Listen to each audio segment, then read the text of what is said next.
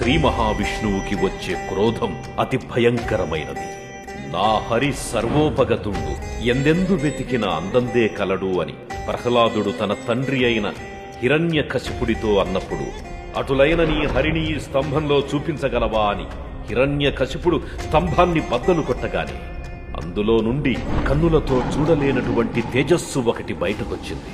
ఆ తేజస్సులో నుండి లక్ష్మీ నరసింహస్వామి హిరణ్యకశిపుడికి బ్రహ్మ ఇచ్చిన వరం ప్రకారం అతడిని అంతం చేసిన తరువాత తన హస్తజ్వాలలతో ముల్లోకాలను భయభ్రాంతులకు గురి చేస్తోన్న నరసింహస్వామి క్రోధాన్ని దేవతలు సైతం ఆపలేకపోయారు. దేవతలు శివుణ్ణి శరణు వేడతారు.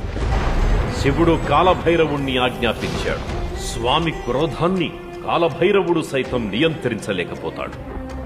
అప్పుడు శివుడు శరభావతారంలో నరసింహస్వామికి ఎదురు పడతాడు. నరసింహస్వామి మహాక్రోధం నుంచి గండబేరుండ పక్షి ఉద్భవిస్తుంది. శరభేశ్వరుడికి గండబేరుండ పక్షికి కొన్ని రోజుల పాటు భీకర యుద్ధం జరుగుతుంది. ఆ మహాసంగ్రామానికి ముల్లోకాలు మరణ భయంతో అల్లకల్లోలంగా మారిపోతాయి.